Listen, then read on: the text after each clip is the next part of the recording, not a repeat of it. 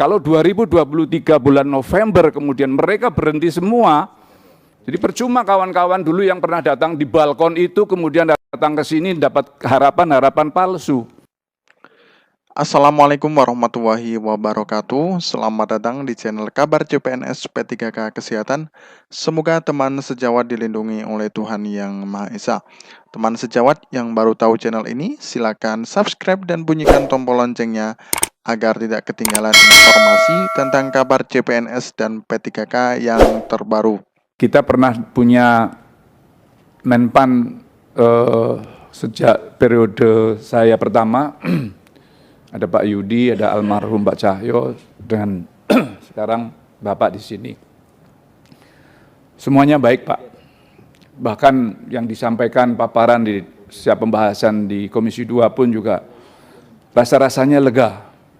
Tetapi entah kenapa setiap kali ada undangan RDP dengan Kemenpan, satu, ya Pak, teman-teman honorer apapun sebutannya, pegawai pemerintah yang ada, ini langsung membanjiri HP kita masing-masing. Sehingga mau tidak mau bikin telapak tangan dan kaki kita dingin, Pak, sementara kepala dan hati panas.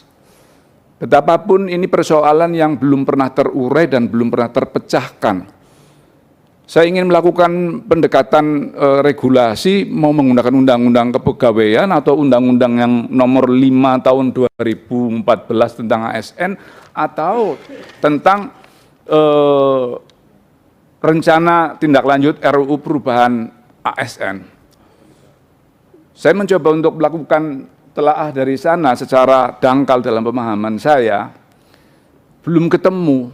Bagaimana mungkin kita membahas RUU perubahan ASN yang sampai sekarang belum tuntas, kemudian kita sudah melakukan langkah kebijakan. Kecuali memang kita mau bareng-bareng bunuh diri, mengambil kebijakan yang tidak ada regulasinya.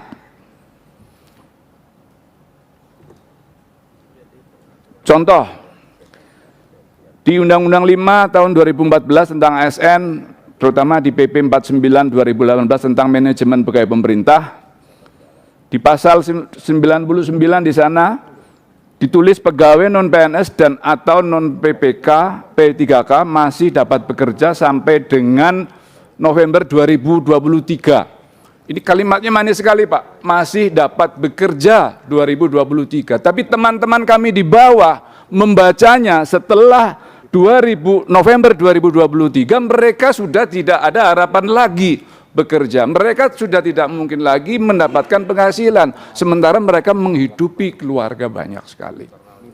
Nah, kami mohon, di sana kan Bapak sebutkan perlu ada kesepakatan. Kalau mau menempuh kebijakan itu, ya konsep kesepakatannya, kami mohon jangan di tahun politik, Pak. Itu bunuh diri bareng-bareng, Pak. Dan juga membuat kami ada di sudut ring yang seolah-olah tidak bisa bekerja. Begitu. Kecuali Bapak bisa memastikan bahwa pemilu akan ditunda, silahkan.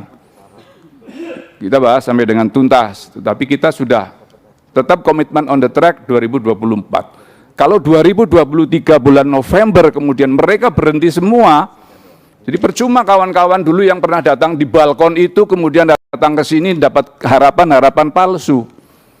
Begitu. Kemudian mengenai teman-teman di kesekjenan. Saya bingung, kalau dalam desain besar penataan kepegawaian pemerintah ini sebetulnya seperti apa konsepnya?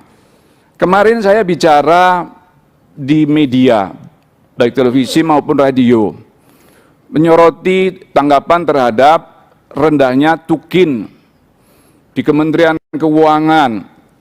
Di sana tertulis paling rendah 5,3, paling tinggi 117 dari 44.602 PNS. Sementara di DPR paling rendah 1,56, paling tinggi 11 juta dari 3.000 PNS yang ada. Belum lagi Kemendak dan kementerian lembaga yang lain. Kita sedang membahas bagaimana ada kesetaraan, keadilan tentang tukin. Tiba-tiba dari lembaga internal kami Kita tidak bisa menuntut lebih atau berharap lebih untuk kawan-kawan yang mereka sudah menjalankan fungsinya. Berdasarkan fungsi yang ada, mereka adalah supporting unit yang tidak bisa dipisahkan dari kita. Kalau tidak ada penyedia tata naskah, kalau tidak ada legal drafter, kalau tidak ada kemudian kelompok jabatan staf ahli dan sebagainya, bagaimana mungkin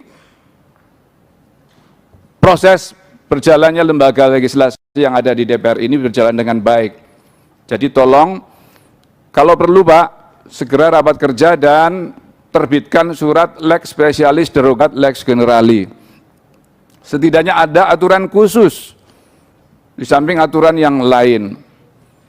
Toh masih banyak juga jabatan-jabatan struktural di lembaga-lembaga lain yang mereka tukinya juga masih tinggi. No tukin, no tusi. Tidak ada tunjangan kinerja kalau tidak ada tugas fungsi. Saya terima itu.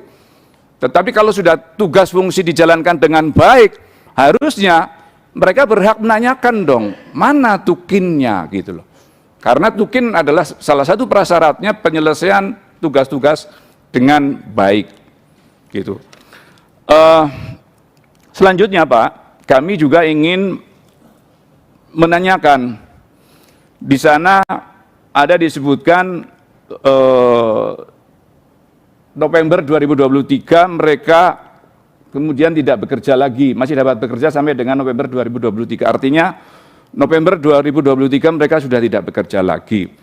Lah, apa akibatnya Pak? Kalau sekarang ini kan sudah berjalan, mereka masih berjalan mengabdi pada pemerintah dengan apapun sebutannya, berapapun tunjangannya. Kalau sekiranya ini mengganggu postur APBN, Bapak sampaikan dengan angka-angka, kira-kira ya beban APBN itu untuk penanganan kepegawaian pegawai pemerintah dengan apapun sebutannya itu berapa, supaya nanti kita juga nagih sama Ibu Menteri Keuangan jelas. Begitu Pak, jangan Bapak mengambil kebijakan, kemudian ternyata dari kementerian lain tidak memberikan respon dukungan dari sisi APBN. Selanjutnya Pak, masalah tentang mall pelayanan publik. Ini bagus sekali, rasa-rasanya kalau ini bisa berjalan dengan baik, berapapun pegawainya, kalau Bapak mau terapkan struktur yang ideal, saya rasa bisa. Tetapi kalau mall pelayanan publik dan juga kebijakan-kebijakan teknologi informatika itu pendekatannya masih pendekatan proyek, pengadaan sistem elektronik, sistem pemerintahan berbasis elektronik, apapun sebutannya di sana, saya yakin tidak akan pernah selesai. Tadi Bapak menyebutkan salah satu contohnya, salah satu contoh dari sistem ini nanti memperkecil pejabat-pejabat daerah datang ke Jakarta. Dengan demikian ada penghematan. Lah kami minta catatan, berapa penghematan sesungguhnya? Berapa harga sistem teknologi informatika ini, dan teknologi informatika ini kita beli untuk durasi berapa waktu lamanya? Karena 2024 kita mau pindah ke pusat Pak. Gitu loh. Jangan sampai nanti belanja lagi sistem teknologinya. Untuk mall pelayanan publik, kami mengapresiasi target-target itu, tetapi tolong Pak koreksi, karena apa? Masih ada warga masyarakat datang ke MPP tetap masih membutuhkan otorisasi dari pejabat OPD terkait gitu. Ini jelas mengganggu dan ini ambigu.